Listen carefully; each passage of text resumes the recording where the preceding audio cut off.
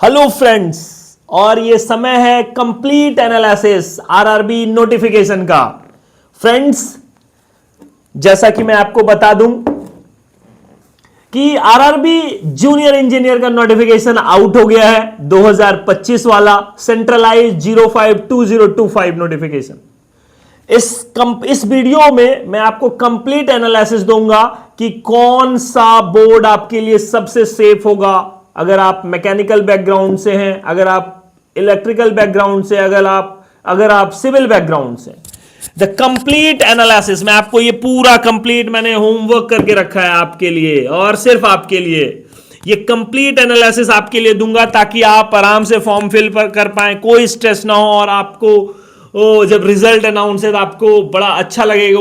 Okay, I have got the suggestion, और फिर आपको वो चीजें अच्छी लगेगी। तो फ्रेंड्स, मैं आपको सबसे पहले बता दूं, ये लेवल जेई का अपना लेवल 6 का जॉब है, जिसकी जो बेसिक पे होता है वो है 35,400।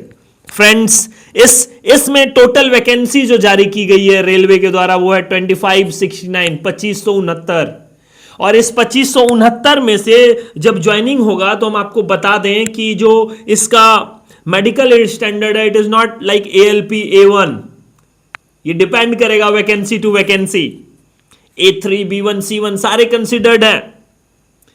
ओके, सो अब आपको मैं डिफरेंट क्राइटेरिया बता दूं कि आखिर इस चीजों को करना कैसे है। तो मैं आपको बता दूं कि आरआरबी इस जेई के एग्जामिनेशन में खुद भी पार्टिसिपेंट रहा हूं और मैं CBT 2 तक तो गया ही हूं, तो मैं आपको इंफॉर्मेशन दे रहा हूं इस चीज से रिलेटेड कि ये जो आरआरबी जेई का एग्जामिनेशन होना है ये टोटल दो CBT में होना है, CBT 1 and CBT 2। Friends, CBT 1 total 90 minutes का होगा। उसमें आपको 100 क्वेश्चंस होंगे, जिसमें मैथमेटिक्स के 30 question, general intelligence and reasoning के 25, जनरल अवेयरनेस के 15 और जनरल साइंस के 30 क्वेश्चंस होंगे। 90 मिनट्स मिलेगा। फ्रेंड्स, हम आपको बता दें कि एकदम ही बहुत बेसिक क्वेश्चन होता है ना। यहां पे कहीं कुछ ना, एकदम आप 10th लेवल का साइंस, जनरल साइंस पढ़ के जाइए, नॉर्मल जनरल अवेयरनेस रखिए, मैथमेटिकल रीजनिंग तो जो कंपटीशन का तैयारी करते हैं उसका रहता ही है। तो इसीलिए आपको ज्यादा परेशान होने की आवश्यकता नहीं है। और CBT 2 में आपको हम बता दें कि अगर आपका CBT 1 होता है तो उसके बाद जब CBT 2 का आपका एग्जामिनेशन होगा तो उसमें आपको 150 क्वेश्चन रहेगा, समझे, और टोटल 120 मिनट दिया जाएगा। उसमें आपको जनरल अवेयरनेस का 15 को क्वेश्चन रहेगा, फिजिक्स और केमिस्ट्री का 15 को क्वेश्चन रहेगा, और बेसिक कंप्यूटर का 10 को क्वेश्चन रहेगा, समझ रहे हैं ना। और अपना फिर टेक्निकल का 100 को क्वेश्चन रहेगा। टोटल 150 क्वेश्चन रहेगा 120 मिनट में।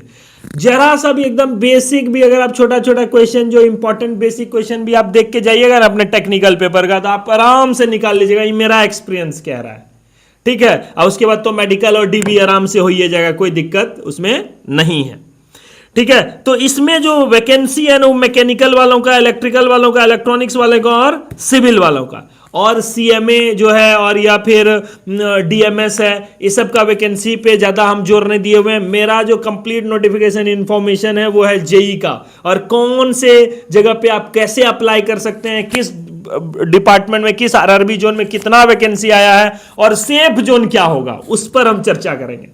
तो भाई देखो, अप्लाई अगर करना है तुमको तो आरआरबी के साइट पे जाओ। अब तो फॉर्म फिल हो रहा है बहुत सारा। जो नया बच्चा है उसको बता दें कि आरआरबी के साइट पे जाके आपको अकाउंट क्रिएट करना होगा। उसमें लाइव फोटोग्राफ भी आजकल लगने लगा है, नया ऐड ऑन हुआ है, ठीक है। तो इतना जब हो जाए तो उसके बाद उसी में एप्लीकेशन का है और उसके हिसाब से आपको पहले बोर्ड चुनना होगा, फिर बेसिक डिटेल जो दिए होंगे उस हिसाब से आपको फॉर्म अप्लाई करके पेमेंट करके करा देना है। पेमेंट के लिए आपको बता दें, जो OBC या जनरल कैटेगरी वाला है या EWS वाला है उसको पहले 500 रुपया देना पड़ेगा, समझ रहे हैं। और जो SC ST वुमेन है उसको 250 लगेगा।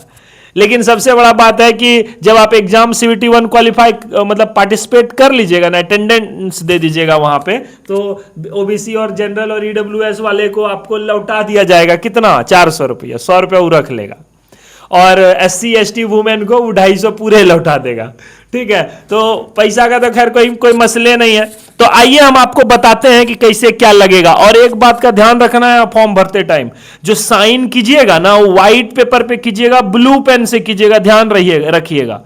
अब ब्लैक भी कंसीडर्ड है, कोई दिक्कत नहीं है, लेकिन नोटिफिकेशन में क्लियर लिखा हुआ है, ठीक है। तो हम इसकी चर्चा आपके साथ कर गए हैं। अब आइए हम आपको कंप्लीट वैकेंसी बताते हैं कौन बोर्ड में कौन कौन है। हम सभ्य बोर्ड का बारे में लगभग चर्चा करेंगे, जो इंपॉर्टेंट बोर्ड है, तो आप उसको सुनिए। मेरा पूरा कंप्लीट एनालिसिस यहां रखा हुआ है और आपको एक बार में हम परोस के दे रहे हैं, खाइए एकदम से, ठीक है। तो अगर अहमदाबाद बोर्ड का बात करें, उसमें इलेक्ट्रिकल का 37 गो सीट है, जनरल इंजीनियरिंग का 85 गो सीट है, और मैकेनिकल का 13 गो सीट है ना। और टोटल सीट कितना हो गया अहमदाबाद में? 151।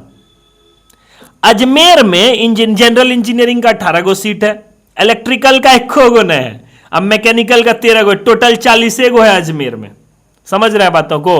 और जो बेंगलोर में है टोटल 80 गो सीट है, जिसमें मैकेनिकल का 35 है। समझ रहे हैं बात को?